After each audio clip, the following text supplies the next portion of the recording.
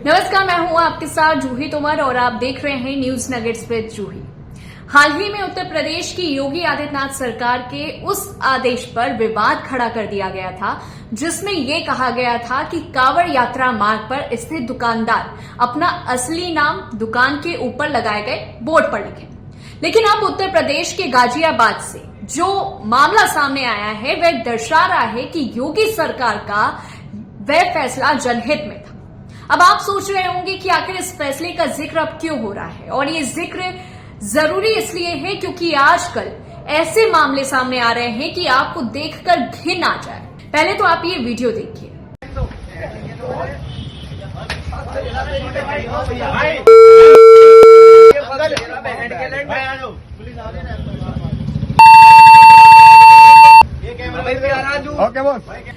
Juice में पेशाब, थूक, स्पम, उफ, कौन है ये लोग? आखिर कहां से आते हैं और इतनी नफरत कहां से लाते हैं? क्या मानवता पूरी तरह से खत्म हो गई है? जूस में पेशाब मिलाकर कौन पिलाता है? जूस में या फालूदा में स्पम कौन डालता है?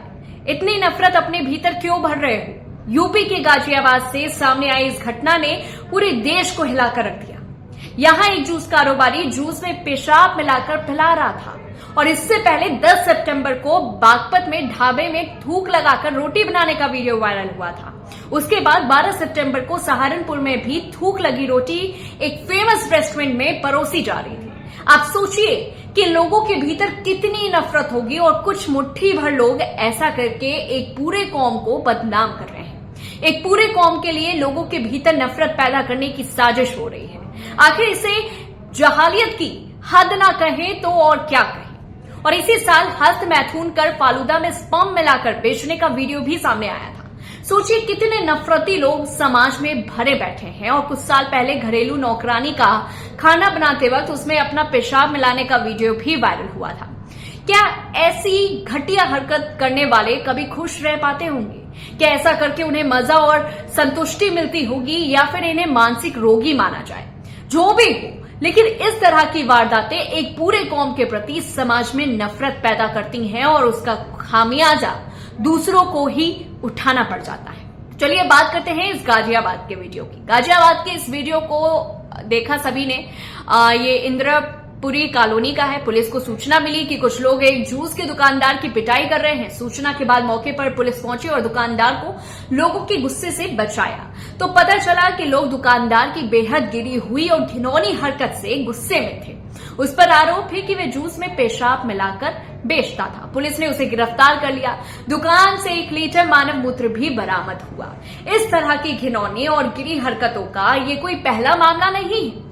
मोबाइल फोन का जमाना है तो आज शुक्र है कि लगभग हर हाथ में कैमरा है और इसीलिए ऐसी हरकतें जो है सामने आ जाती है, वरना आप भी अनजाने मैं भी अनजान। इसके अलावा कुछ जगहों पर सीसीटीवी कैमरे की तीसरी आंख में भी कुछ जाहिलों की ऐसी ही हरकतें जो है कैद हो जाती है।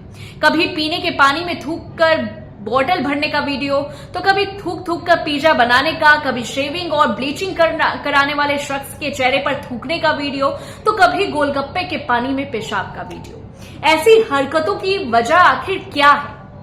ये कौन से लोग हैं? ये तमाम सवाल परेशान करते हैं क्योंकि घटिया करतूत करने वाले किसी अन्य ग्रह से नहीं आए हैं बल्कि हमारे और आपके ही बीच है।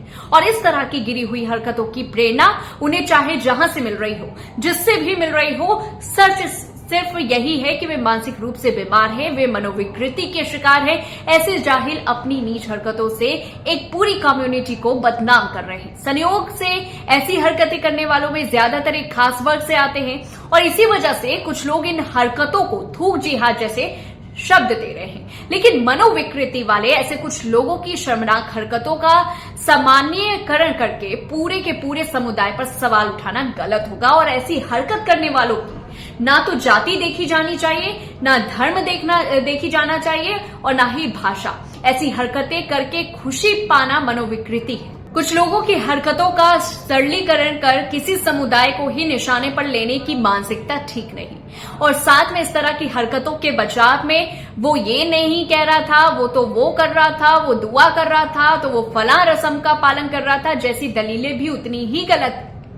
और इन घटिया हरकतों का कोई बचाव नहीं हो सकता। इन्हें किसी भी तरह से ठीक नहीं ठहराया जा सकता और इसको लेकर के कड़े नियम या कड़े कानून भी बनना चाहिए। और एक और बात मैं कहना चाहूंगी कि अगर जब इस तरह की चीजें आपके सामने हो रही होती तो वीडियो बनाने की जगह उसे पकड़े और उसी वक्त उसे रोकें, वरना कुछ लोग इसे बेच भी रहे हैं, इससे अपना धंधा भी चला रहे हैं। इस पूरी रिपोर्ट को लेकर के आपकी क्या कुछ राय है हमें कमेंट बॉक्स में बताइए और जल्दी से मेरे चैनल को सब्सक्राइब भी कर लीजिए। तब तक के लिए देखते रहिए न्यूज नगेट्स विद जूही।